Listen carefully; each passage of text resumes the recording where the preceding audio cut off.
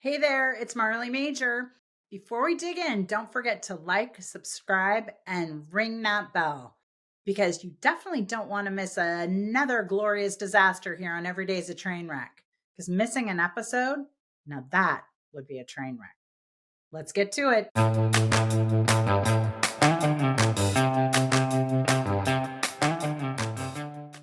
Hello, everybody, and welcome to another episode of Every Day's a Train Wreck. I'm your host, Marley Major, and I loved her so much on the podcast last time, but it was just too short. So I brought her back. Miss Olivia Sammons, who is the one that interviewed me for the Founders Future, right? That's right. Founders Future podcast. Yep. And she's such a closer.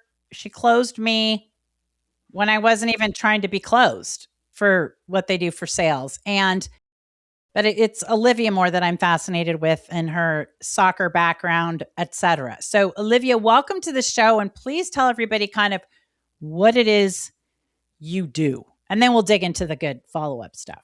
Cool. Okay. So my name's Olivia, number one. What it is that I do. So I interview founders on my podcast as my job, which is pretty cool. So we interview founders, much like Marley. And then from there, obviously, it doesn't always work out well. But the point is we get them on and then hopefully we can introduce ourselves to their services as well. So, yeah. Okay. Now tell us, what do your services do? So essentially at Closers.io, what we do is we help anyone that's got an agency, so whether that's you're a coach, consultant, agency, or anyone that's got an online service, we help them scale that. So that's through helping their marketing and sales efforts. So we have the 4 pillars. So the first thing is making sure that the offer essentially is scalable to cold acquisition. This is such a key part. So you have to make sure you're seen as that specialist in your field so that the price point's there, messaging's on point, and just very, very much trusted from that cold outreach. We then help set up the cold outreach channels within the company. So whether that be through cold outreach, as I just mentioned, or paid acquisitions, I would always recommend paid acquisitions just for the consistency and reliability you get from it. So we help with that aspect. And then once you have leads coming in, as you know, you need to turn them into sales. So we help with the sales process and at the end of that, making sure the founder is aware of that whole process. And then from there, we can help scale the company with the recruitment side and implement a sales team to help replace the founder from that role. I love it. And so much to unpack. Okay. So when you first said, though, you said you interview people for the podcast, doesn't always work out. Did you mean they're not good guests? Or did you mean amazing guests? Amazing guests. And I said the whole essence of the podcast it's actually a podcast. Like it's a very enjoyable experience. Oh, 100%. The aim of it, is to obviously market ourselves. So when it works out well, like in your episode, and we are a good fit for each other, you move on to the next part of the service. So there are so many things to go over. So when I talk to you, and then I'm always fascinated kind of not just with the founder of the company, because I was like, oh, I want to have you on the podcast. And you're like, no, you want to have like Cole, that's the founder. And I'm like, no, really, I don't want Cole. I mean, sorry, Cole, if you're listening. That's great. Cole is fine, right? But I'm always after like the backstory, and that's kind of what the podcast is all about. And how did you get here? And wow, that's so interesting. And, last time we talked about your whole soccer thing. And then we got into this crazy ADHD discussion and neurodivergence and all that stuff, which I find fascinating. And I think really resonates with the listeners because I also did this, like the first podcast of the year. I might've mentioned this when we talked originally. The first podcast of the year to kick off 2026, I really went out on a limb and I did like this solo podcast on, hey, because the fires had just happened, a year ago from where I live. And so I was noting like, oh my gosh, 2025 started with the fires and basically, as far as I'm concerned, ended on fire because it was like a dumpster fire. And here we are. And it was like, we're coming off the holidays. And to me, everybody sends the perfect Christmas postcards, right? Like the perfect, like here's the dog and everybody's all matching and the whole thing. And I was like, is there anybody else out there who doesn't feel like their Christmas card or Hanukkah card picture is perfect? I said, because I've had a rough year. Like I had broken my back. I was still having all these problems with it. The end of the year was really rough for me. And it was so interesting because I got so many texts and messages from people saying, like really heartfelt things like, oh my gosh, I thought you were totally talking to me. I really resonated. I had a rough year also, et cetera, et cetera. And where I'm kind of pulling that together with ADHD and like neurodivergence and what we are talking about on the other podcast. If you guys, by the way, haven't listened to Olivia's other podcast, make sure you listen to it. It's short and sweet, but it'll make sense for this one. Is you mentioned something about like not fitting in, you can say your words, but something about like realizing you didn't exactly quote fit into the mold of kind of what everybody else was doing around you, whether it was in high school or later. And I think so many of us with ADHD feel that way until we get, diagnosed with it. And then we're like, oh, thank you. Like, I'm not just crazy or slow or stupid. Right. And then it's like you're validated somehow. And I was very surprised. I didn't want to reveal kind of what I revealed on that podcast at the beginning of the year because, you don't ever want to say like anything is other than perfect. But I was so encouraged by the messages from people that said, hey, that was really inspiring. Or, hey, I've been listening to like a lot of the resources you gave and that kind of stuff. And so, Olivia, when you get stuck, whether it's with work, with like your company stuff, maybe it's a fitness goal, anything, how do you pull yourself out of it? Like, how do you get yourself out of that slump so you don't kind of go further south? In all honesty, it changes every time. I think because like for ADHD, it does go up and down. Like I know for myself, this year has been rough as well. I started the year in a very different job role. I then had changed a lot and then things happen. So I think for me, it's just exercise is a big thing in my life. And that is always what drags me out of those bad spells. So for me, it's having discipline with something that you enjoy, because I very much enjoy exercising. So for example, if it's reading, singing, listening to music, whatever it is, I get obsessed with that when I'm feeling sad, and I allow myself to feel sad because I think you have to feel those feelings. So I allow that to happen. And then as soon as I know that I've allowed myself to feel it, I let go of it and I just do what I want to do. So I throw myself into running to forget about it, but I allow myself to feel it before I do.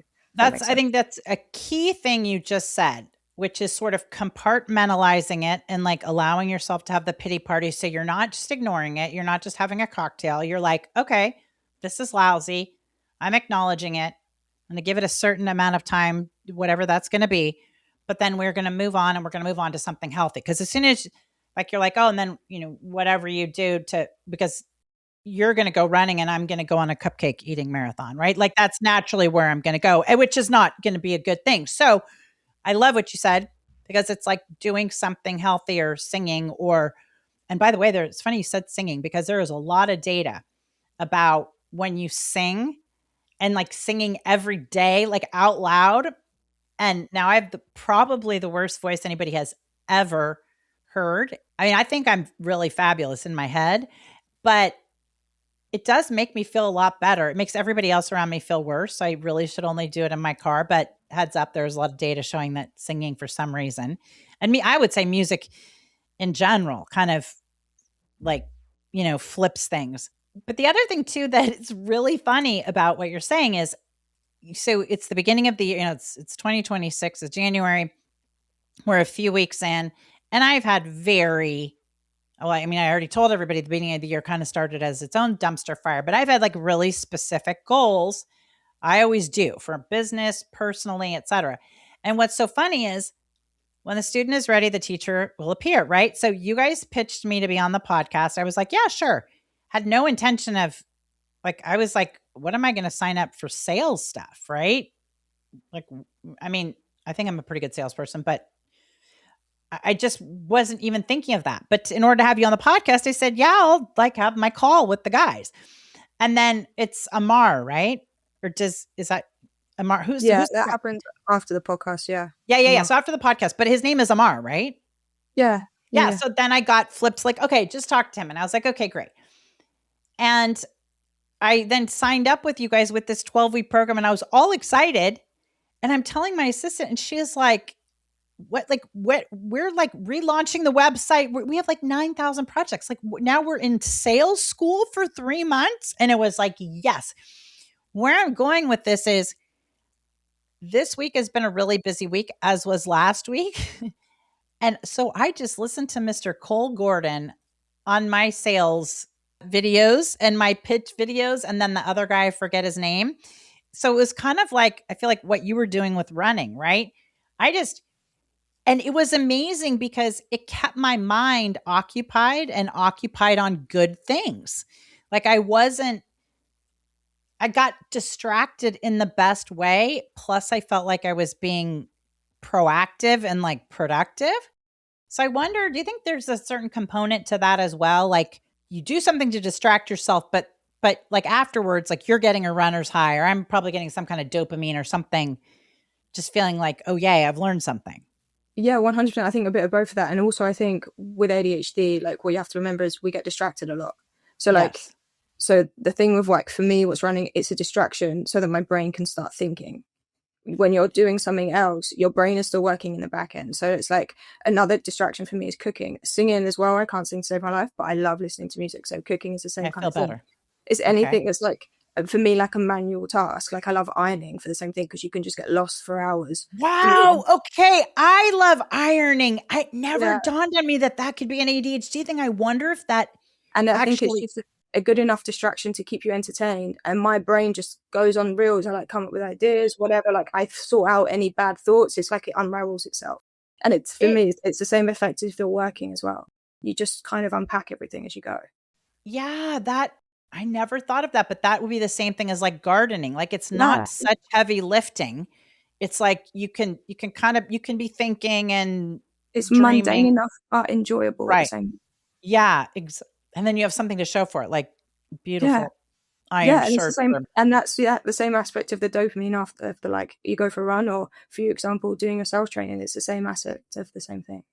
It's crazy. and then, after we go from Amar, then we go to Riz, who's now our like project, Awesome. I forget what it's called, project manager, who, you had flipped me to him. And poor Riz, I'm like in the Slack channel, like, hi, I watched all the videos. Hi, just confirming like I did my homework. Hi, like when can we have our next call? Hi. And he's just like, okay, goodness. And I literally had listened to so many of my training yesterday and well, really all weekend, that you guys have this thing when you're selling that you're always supposed to say, something like, oh, like, does that make sense to you? Or does that make sense to you? Or whatever it is. And the person's going to say, yeah. And then you're supposed to say, like, what questions do you have about that? Some version of that, right? So Riz today asked my assistant, he goes, so do you have any questions? I was like, oh no, Riz. I said, I am sorry to tell you this on a taped line.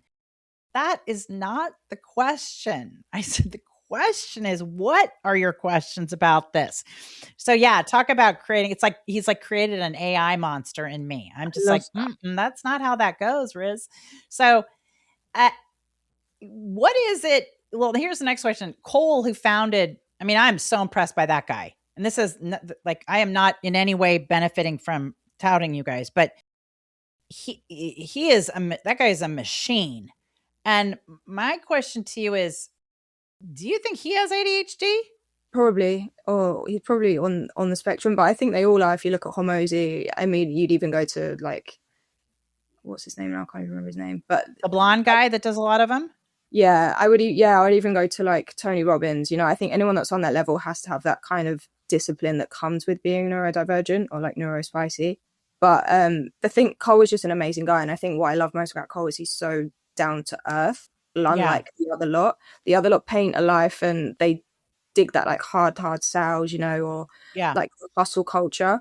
But Cole is Mhm. very realistic with it, and he actually does a very good job. And it's amazing to work for a man like Cole as well. Like generally, he's just very down to earth. And made me think of it too, because first of all, he's so passionate about it. Second of all, I don't want to say he's narrow, but he has read literally everything. Like I'm a giant reader. I mean, I have so many books and read so much. And he's like, you can read this book to learn more about this. You can read this book to learn more about you can read the blah, Nice. blah, blah, blah, blah.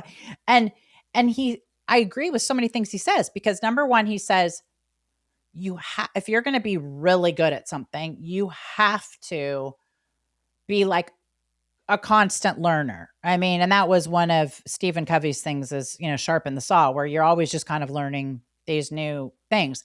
And another thing is how he talks about like going really deep into these subjects. But the other thing too is he's like big exercise guy too. It seems like and I think I know Anthony Robbins is. And then the other guy that does the videos, I'm sorry, I'm blank on his name, but it seems like it's like there's a discipline and a structure. And for me with ADHD, I always feel like I don't want structure. Like I don't like rules. But I think it is really important.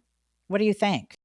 It is. Structure with ADHD is very important, and I know it's like very against the grain, but particularly with exercise, it again, I don't know what it is about it. Like I'm not done that much reading, but I just do know that if you exercise calms the ADHD brain. It allows you to unpack and think. It's like the best thing you can do for it in terms of clearing it. Mm-hmm. So I just think having that level of discipline helps you throughout the day, and if you enjoy exercising, it makes it so much easier to do as well when you have ADHD.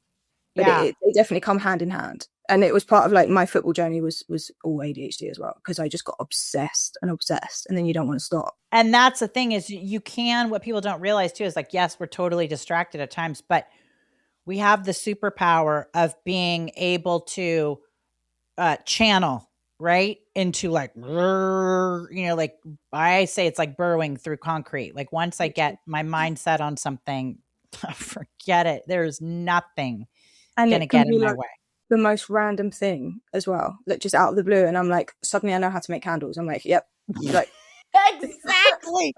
I have the candle make. Maybe you can come over and make candles with me.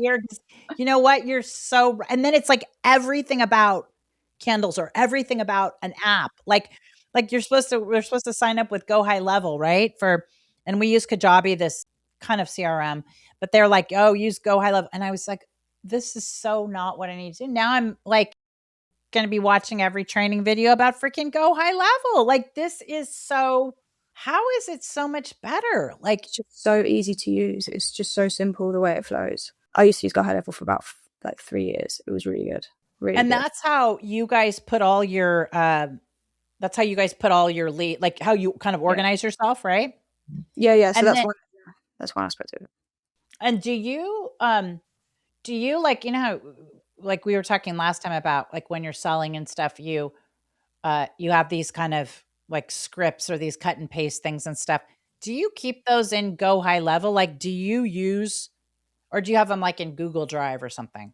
I keep my ones personally on like my notes page on my MacBook, just because they're my ones that I've made. But you can put templates on Go High Level, and I've done it before. But I just think it's a lot easier to copy and paste it, because I have when I used to use Go High Level, I used to have like 8 tabs of it open. And that's annoying. So I could use it for dialing, and then obviously for the CRM, for messaging, whatever. So I used to have them all open, so I just switch between.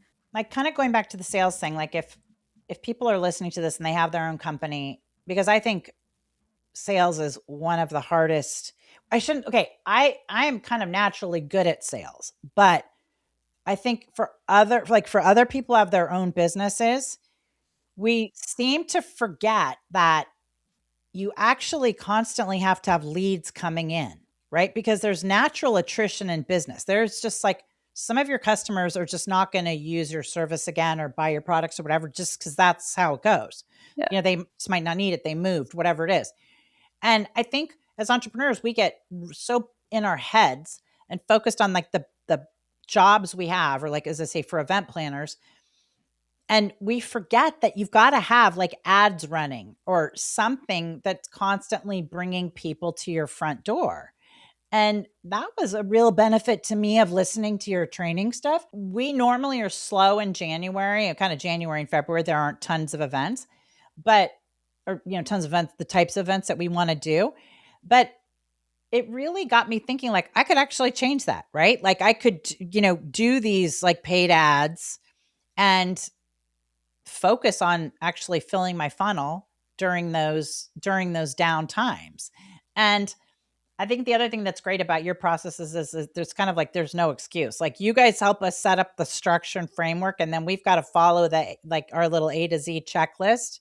And then you need to close your mouth, because unless you're not doing your homework, it's going to work.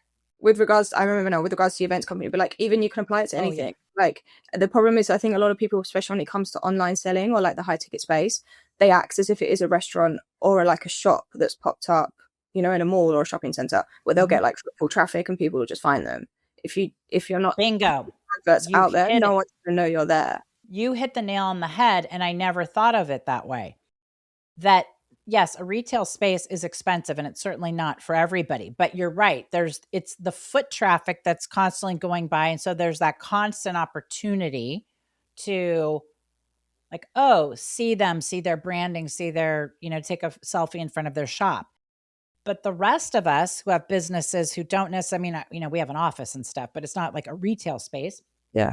But you forget that we're in our head so much about our business that we just think everybody, of course, they know we do X, Y, Z, but they don't. And especially, I think, with events and other creative industries and with social media, I think sometimes we see stuff on like Instagram or we see it on TikTok and we think like everybody just naturally gets all this business out of it. And Yeah. and I'm sure some people do, but I think the ones that probably do get a lot of business out of it are also ones that are like actually running ads or paying to go to that video of them baking the cake or decorating. And so if you're somebody who is not getting a ton of business off of social media, like probably because somebody else is paying a lot of money for it.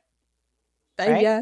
Or the messaging's on point. It's all about as well the ICP you're looking to hit. But a lot of people run ads and don't know how to do it. The great thing about that, I think the biggest thing to remember in business when you're talking about all of this is that you should never assume anything.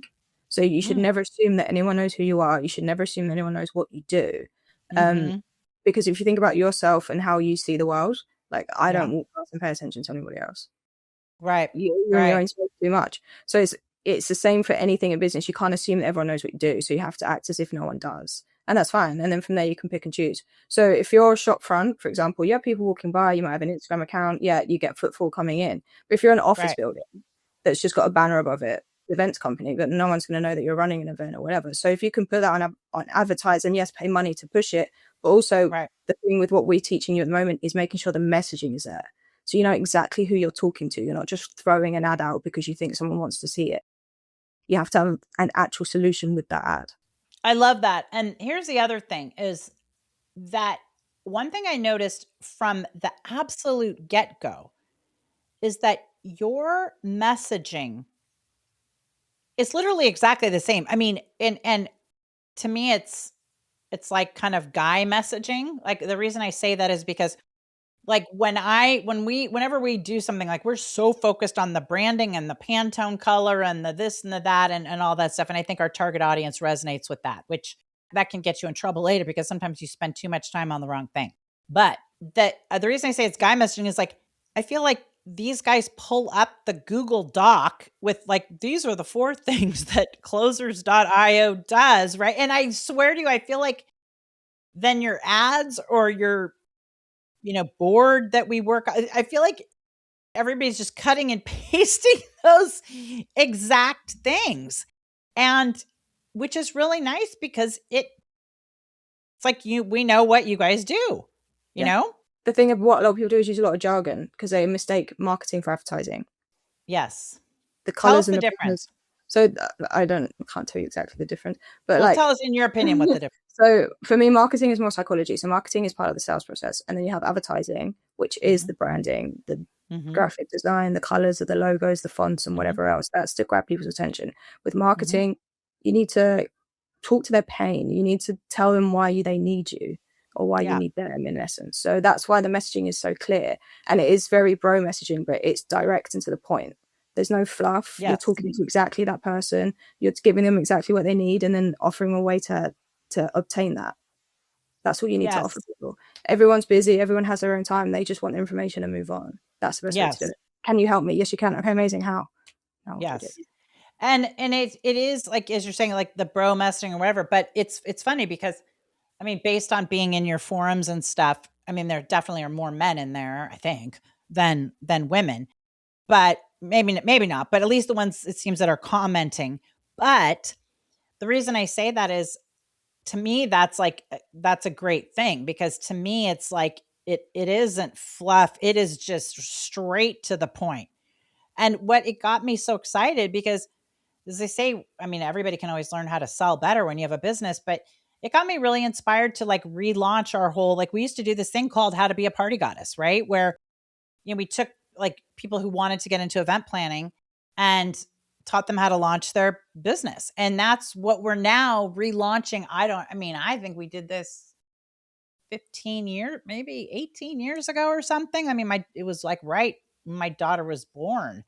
She's going to be 18 in April. It was when we kind of started this process of creating this digital space. And then, COVID happened and all that other stuff. And then, but when I'm talking to the guys, I was like, I'm actually like really revved up. I think you get to a point in your career where you don't necessarily need to be the one doing the events. We still do them, but it's so exciting to me to be able to like encourage other people to like put air under their wings and get them like launched into whatever amazing space they're going to be in. So it's really cool and rewarding. Who do you think succeeds the most in programs like yours, or just even in sales in general? Like if you had to describe the type of person or the attributes?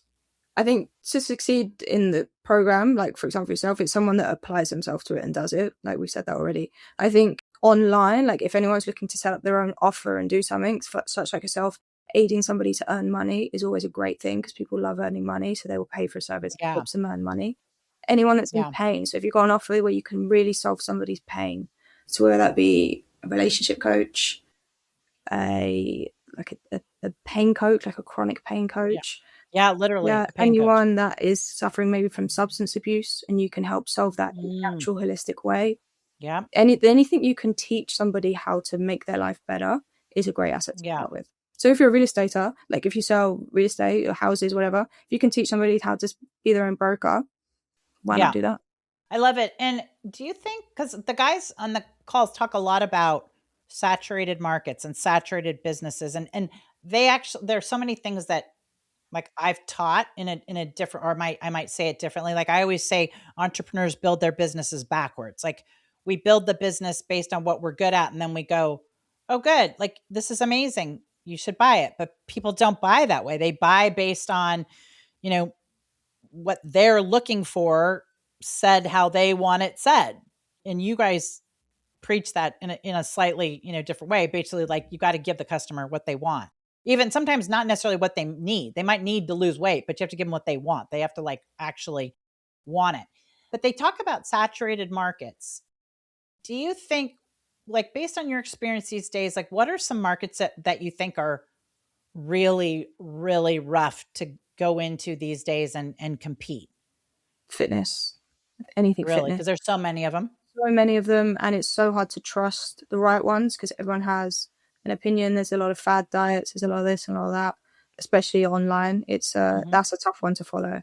I don't know like off the top of my head numbers wise, but I know the type of people I speak to, and I speak to a lot of business coaches. I wouldn't say it's saturated because I feel like everyone needs help with their business, but that's a tough field to stand out in. You promise something different, as much like fitness as well. But I would say them two are very hard. Fitness is a very hard space to be in at the moment in general. Yeah, that would make sense. And I think like that makes sense because when they were telling me, because I was like, well, I do this and I wrote a book on pricing and yada, yada. And they were like, let's niche it down further. And I said, well, and that's what made me think of, I was like, well, I mean, it's kind of more limiting, which I even know better than to say that because you do want it to be more of a niche because I genuinely can say, yeah, we have been voted one of the top event planners in the world. We have been voted, like all the credentials are there.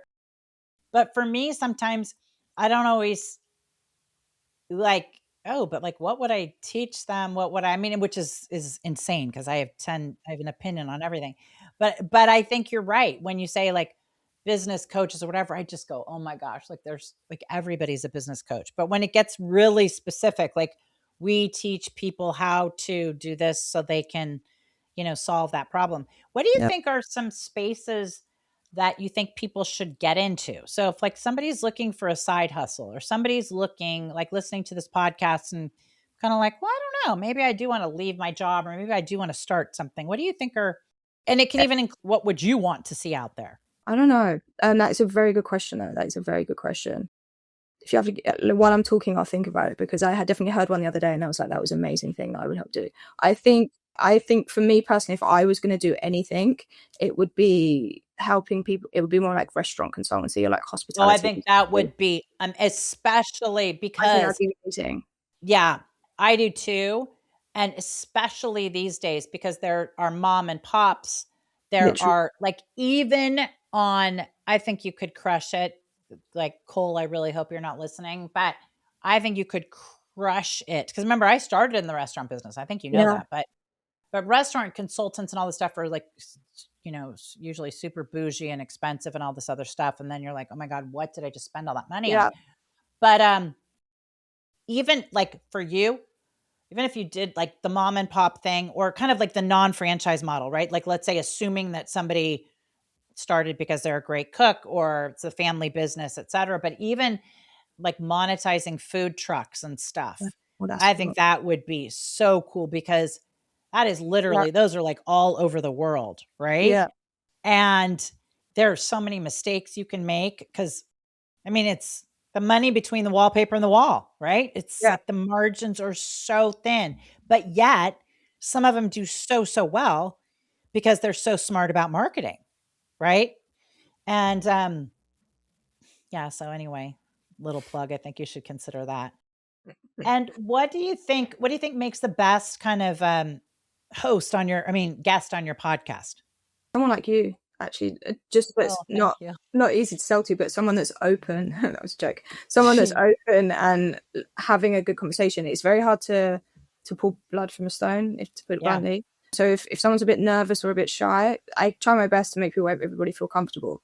But Yeah. it's a lot easier for me if they're willing to talk, because I will run out of questions to ask otherwise, and it doesn't make for a great conversation.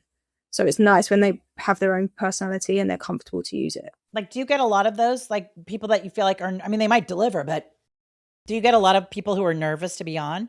Yeah, a lot of people have never been on a podcast before. A lot of people that have never really used Zoom before either, so they're just very nervous What? on the computer. Yeah, we get a lot of different people on, so you just have to take what you can, I guess. But it's nice. We get some older people on as well, so again, technology Yeah. is their best suit. So Yeah. it's just kind of encouraging them to be comfortable while speaking.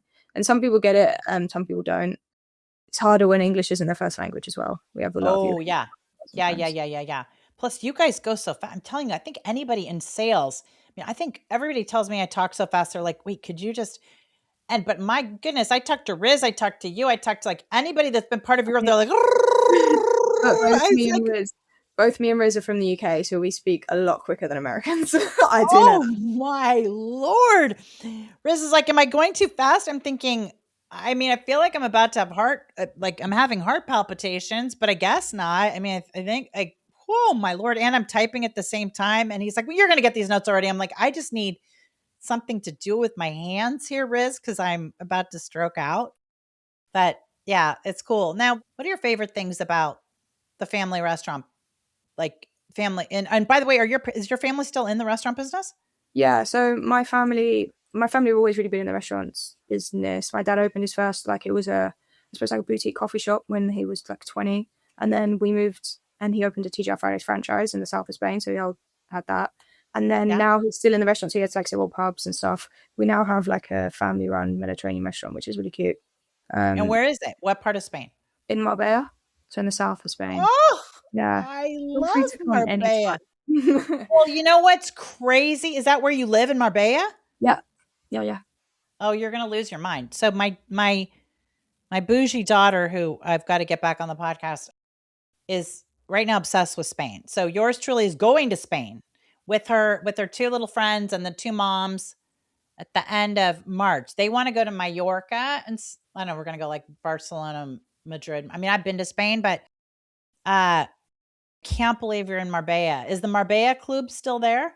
Yeah, Marbella Club's still there. One of the oldest clubs on the coast. Yeah. That's what I went there. Oh my God, a million years ago. And I locked myself out. I was in my bikini and I was like on the terrace and I was by myself and I locked myself out. That was a fun one, trying to get back into my room when I was in a bikini that was much smaller than my mom would have appreciated.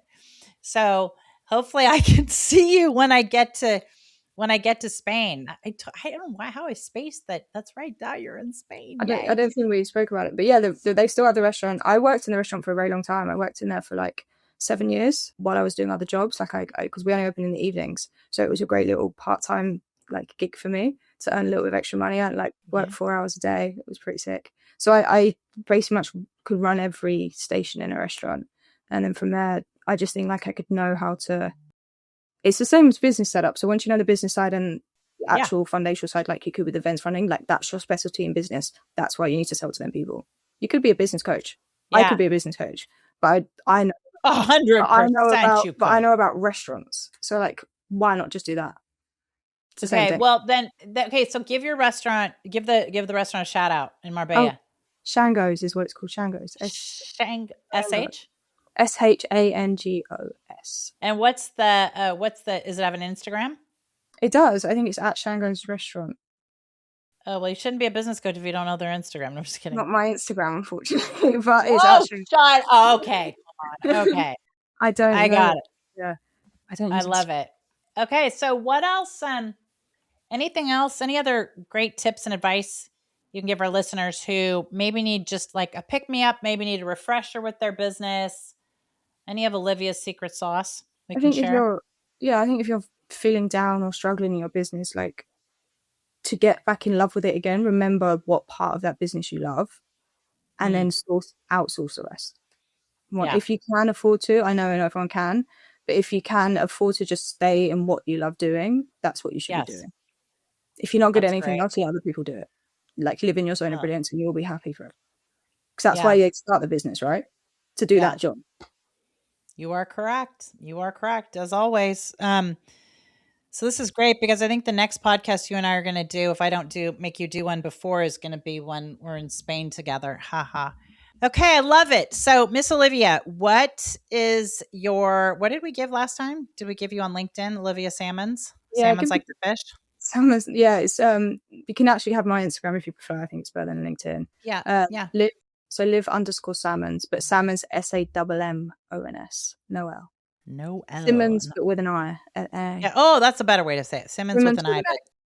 I love it. Okay. Well, Olivia, I love talking to you. As always, I'm going to be talking to you like next week just to be talking to you, I'm sure. I want training. I'm here for it. I love learning and enjoying people. Well, then everybody will be learning together. So, and plus not to mention the whole ADHD conversation, I think is very relevant. Even if people don't officially have it, oh my God, we can help you. I have a question or a request. If I ever do come back, can I ask you some questions next time?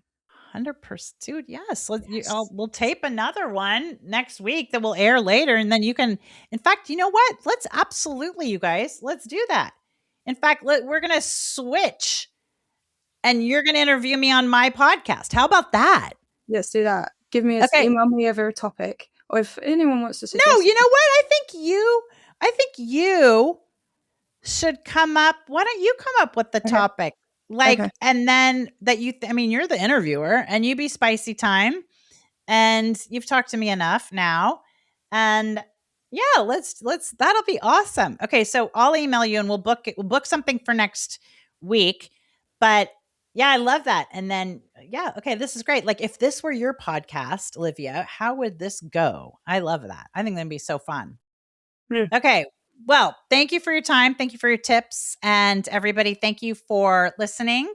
And thank you. If you haven't already subscribed, please subscribe. Please make sure you get notified of new updates, comment. We would love that. Most importantly, share this with a friend who needs a pick-me-up or needs something. And we all know somebody who could use this. This can be just like your little touch point. And if you're down, don't worry. Tomorrow is another day. You've got Olivia Sammons to cheer you up, and maybe we should just all meet in Spain. I think it's going to be very hard to be in a bad mood in Spain. So, muy bueno aquí. Yeah. Oh, I love it. Okay. Gracias a Dios. All right. So you can find us every day as a train wreck, and then you can find me on Instagram at the Party Goddess. And before we tape that thing for Olivia, if you want to put some questions, I don't know. I still think you should have fun and just ask me whatever. I will do. That's a great idea. Okay. Yeah. Love it. Thanks, Olivia. Talk soon. See you guys next week. Bye-bye. See you later.